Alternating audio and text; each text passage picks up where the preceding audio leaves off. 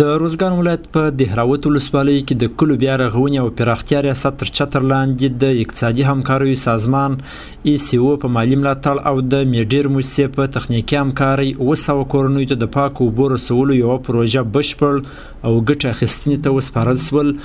مسؤلین وایي د پاکو اوبو رسولو پر دغه ذخیرې 10 میلیونه افغانۍ لګښت راغلی او په خبره چې 700 کورنۍ به تر دې وروسته د پاکو اوبو څخه برخمنې سي. دا پروژه د دهراوت ولسوالۍ کې ترشانک په قریه کې د 3 میاشتو په جریان کې د عملي شوله.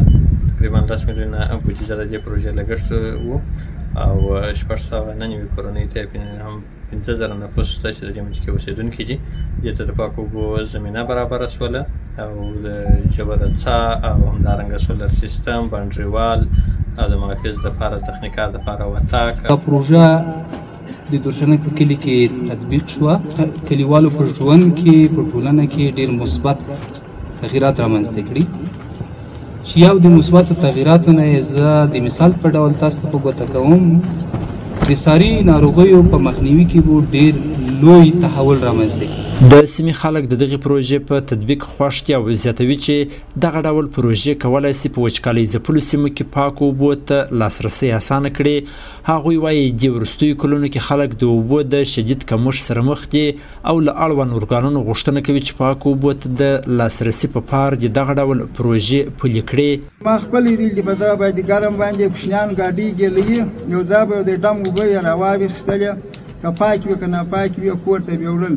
دا بیخي غټ شی دی غټ خدمت دی یو ځای به داسې خدمت شوی په ګرد روزګان کې مې ته نه ویل چې دغه غټ خدمت شوی. نو موږ ډېره مننه موږ ډېر راځي موږ ډېر خوشحاله موږ غواړو چې نور هم دغه خدمتونه موږ ته وکړي. پخوا مو کوچنیانو د برمو ته راوړل هغه به 200 متره برمېل موږ ته لرې وي رود 1000 متره 1500 ګز موږ ته لرې اوبه به خړې وي میکروبونه به وي موږ به ټول د کوچنیانو سره مریضان وو.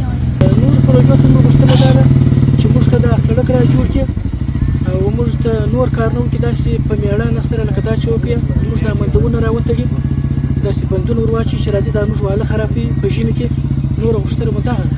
د روزګان ځایي مسؤلین وایي چې په تېرو څو کلونو کې د روزګان په بېلابېلو سیمو کې په لسګونه د پاکو اوبو ذخیرې جوړې کړي. وایي راتلونکي کې هم هڅه کوي چې پاکو اوبو ته د لاسرسي بېلابېلې پروژې په وچکالۍ ځپلو سیمو کې پلي کړي.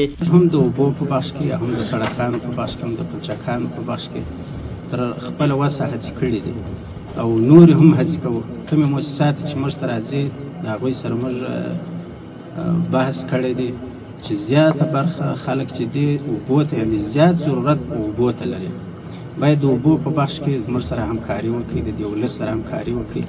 د په داسې حال کې ده چې تر دې مخکې د روزګان د بېلابېلو سیمو اوسېدونکو د امید راډیو سره په خبرو کې له دولته په خپلو سیمو کې د څښاک پاکو اوبو ته د لاسرسي غوښتنې کړې وې. احسان الله ولسمل، امید راډیو، روزګان.